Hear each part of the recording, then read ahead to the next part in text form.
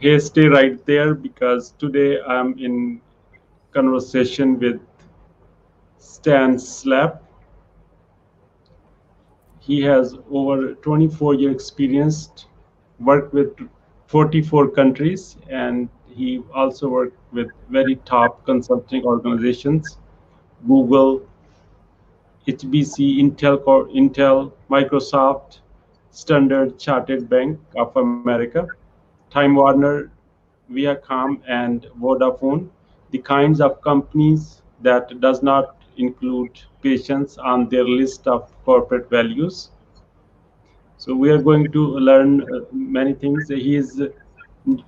Stan is a New York Times best-selling author and renowned thought leader in how to achieve maximum commitment from managers, employees, and customer culture. He's also CEO of global consulting company called Slap. That's by remarkable coincidence. He's going to tell us about that as well. So if you are a big company owner, CEO, and you are looking to enhance productivity on managers, employees, and create a customer-based culture, stay right here because we are going to dig deep into these values. His corporate biography says Stan is intent on making profound difference in the world before he is forcibly removed from it. Today's Stan is intent on making a profound difference in the world. Buckle up, we are going up the road. So that was his introduction. Please help me welcome Stan Slap. Welcome, Stan. How are you this morning? Wonderful. Let me Good. start with this. Where were you? What happened? Who are you surrounded with that inspired you to do what you do today? Um,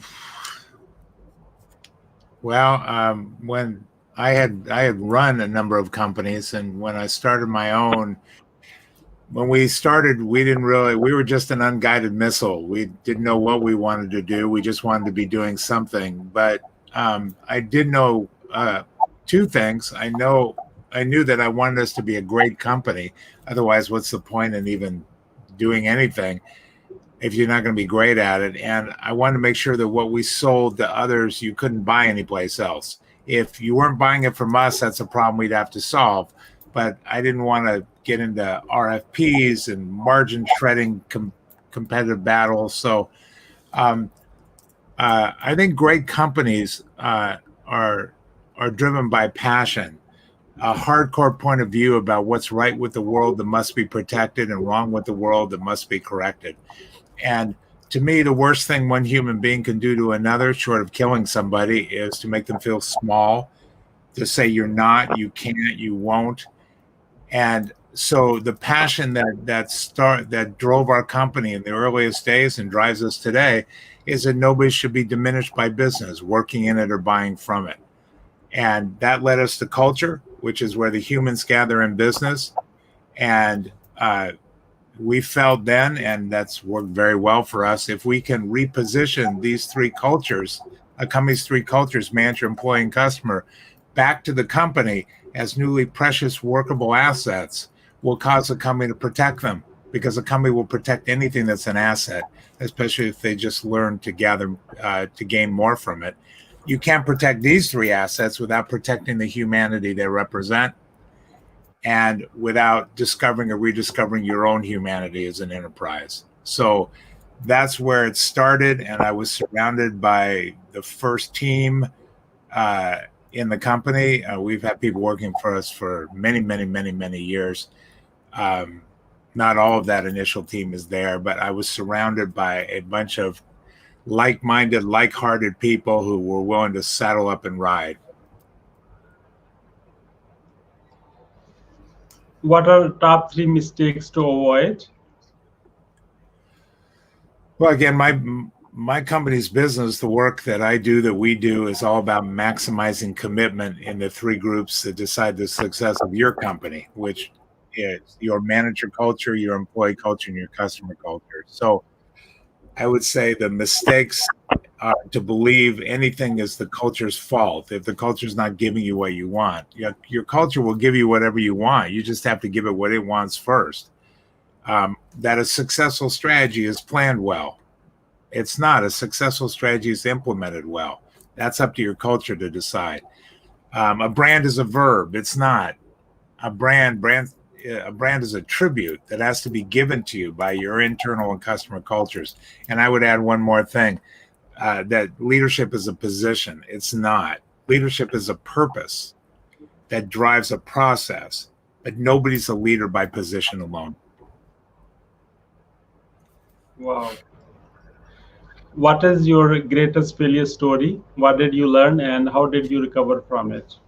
We don't have enough time to list my greatest. I mean, it's in categories, but I would say one certainly is years ago in the company we were just reeling from just horrible hiring decisions, especially in executive positions, and those decisions were made by me.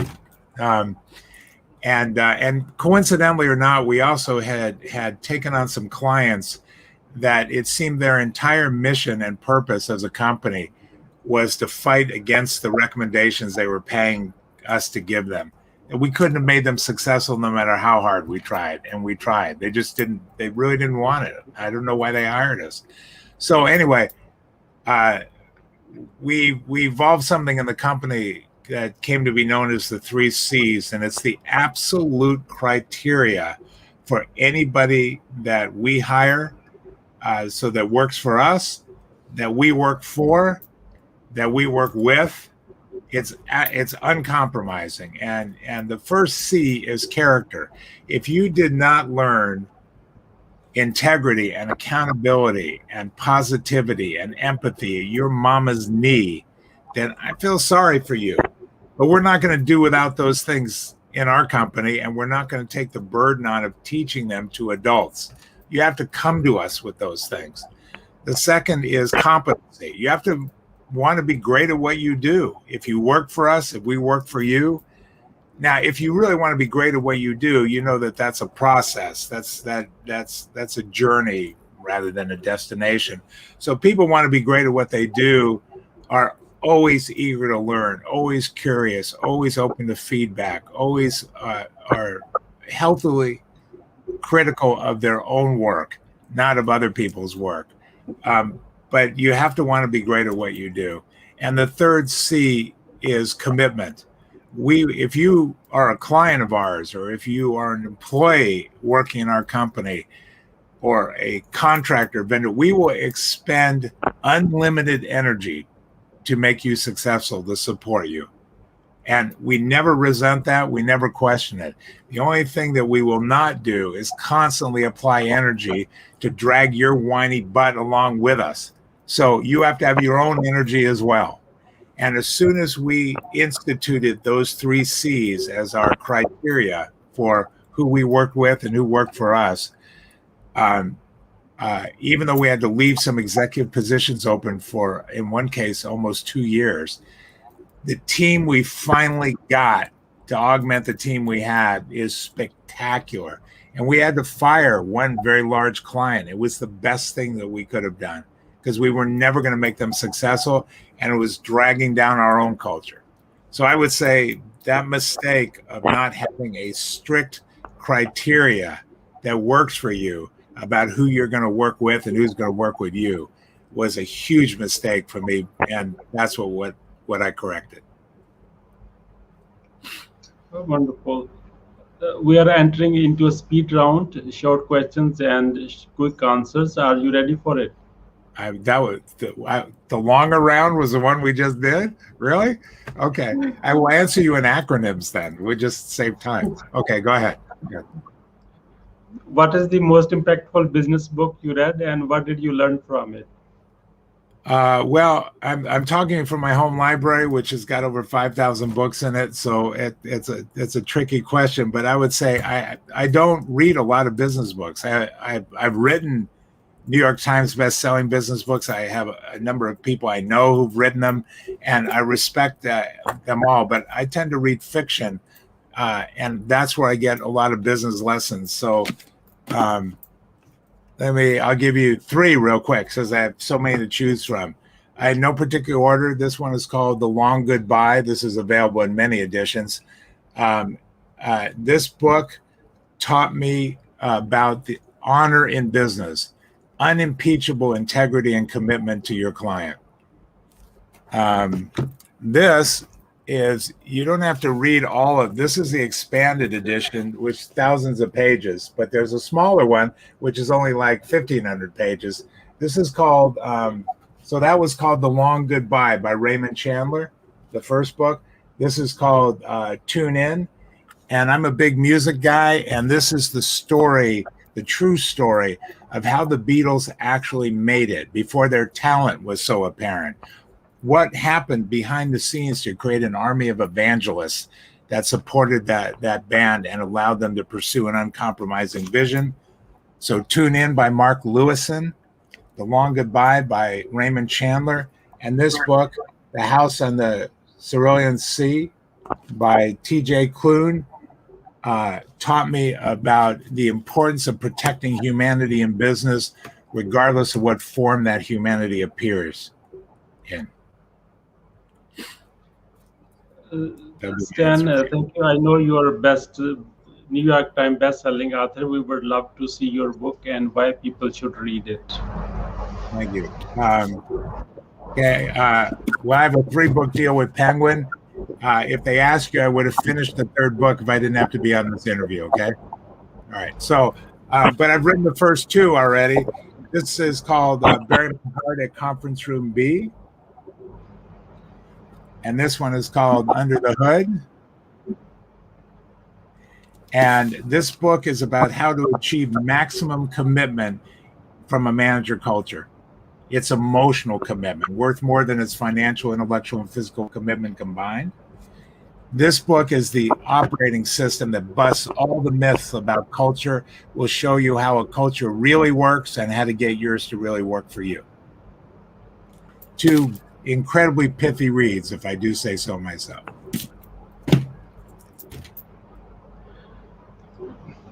What do you want to be remembered for? Well, I want to be remembered for making I want to be remembered for being a great father, a great partner, a great friend, a great boss. But I want to be remembered for making the business case for humanity. If we lose humanity in business, we're all doomed. When we save it, company by company, manager by manager, we've saved ourselves. How do you overcome a challenge life throws at you? I'm sorry, what was the question? How do you overcome a challenge life throws at you? Well, I'd say where I typically start is identifying what is the problem that really needs to be solved. I do this for strategies. I do it personally. I start on the right side of the equal sign. If you can accurately identify what the problem is you're trying to solve, which isn't always the obvious one, then the left side of the equal sign is just math. It's a series of resources that you've got to stop doing this, start doing that, do more of this, do less of that. If you start on the left side, you'll be very busy, but you'll just stay on the left side. So I always start with what is the problem that must be solved.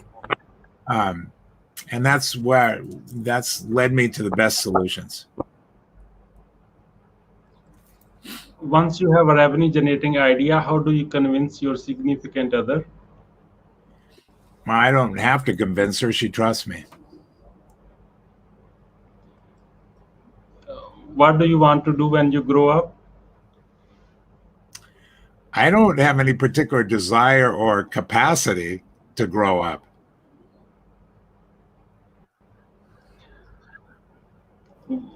What are you grateful for today? Another chance. Another chance to get it right, another chance to practice empathy, kindness, respect, another chance to be trusted, to care about what matters most, to give back for all the gifts that I've been given, to try and make the world both a better place and not a worse one. Who is your mentor, and what is the impact they have on you? Uh, well, I'm surrounded. We do business, as you mentioned, all over the world. I'm surrounded by renowned CEOs and that. But my mentors, I think, are my wife, who is a psychologist and has done a lot of work with severely abused young children, and I've seen her save lives, and that inspires me. And she's ferocious in how she cares about the people who come to her for help, adults and children, and my son, who is just a constant joy, and his outlook on life uh, is never fails to inspire me. Why is being impactful important to you? Why is I'm sorry? Why is? Can you repeat the question? Why is being impactful Oh, important to you? I think that again, it's if you're looking at how you justify the gift of life, part of that is you give back for what's been given to you, and in terms of the work that I do, again, I mean, I don't want us to lose humanity in business, and I recognize business serves a lot of masters. So the work we do will make the business case. We'll create the business performance for you if you're a client of ours. But that allows us to make the case for treating your culture a certain way. And if we can't tell a story of performance impact, then we can't get that work done. We can't cause a company to protect its culture and value its culture the way we want it to. So um, that's why it's important for us to have impact. How do you start your day? I'm not sure my day actually ever ends. So we do business in 44 countries. We have a team in Africa. We have people in Europe. It's like the sun never sets on the slap company empire. So I have no idea what time. I have no idea what year it is. So I have no good lessons to pass on to somebody else. Um, I start my day with the first meeting. That's how I start my day. Who is your ideal client? Well, I think somebody who follows those three C's, who has their own character and their own um, desire to be great at what they do. They want to leave a legacy impact, uh, and and they want to be great.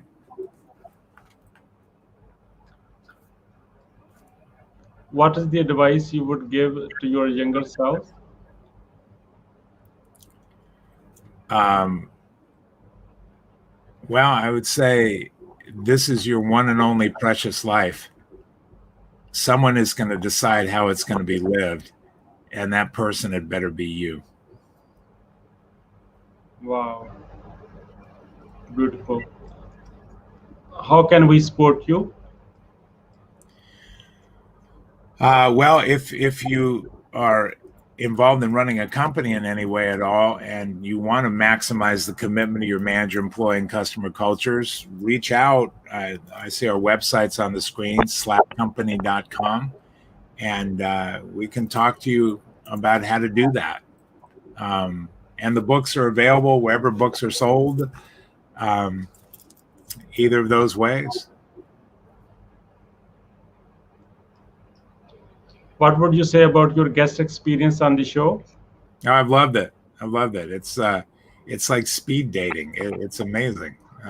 So you crammed a lot of stuff in a brief period of time. I appreciate that, and I'm honored by you asking me to be on the show, and the opportunity to send this message. What would you say as a final word? I would say to anybody who's a manager, whether you're managing a company, whether you're managing a process, whether you're managing your company's customer relationship, if I had one piece of urgent advice to give to anybody as a manager, I would say be human first, a manager second.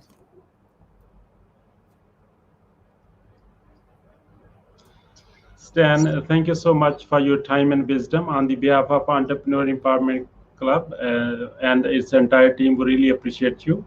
Thank you, And I Mohammed. look forward for, I hope our path cross again with another amazing values you shared on 3Cs. I loved it. And I'm looking forward for the amazing time ahead. Thank See you you so next much. time. Thank you so much. Thank you. Bye-bye.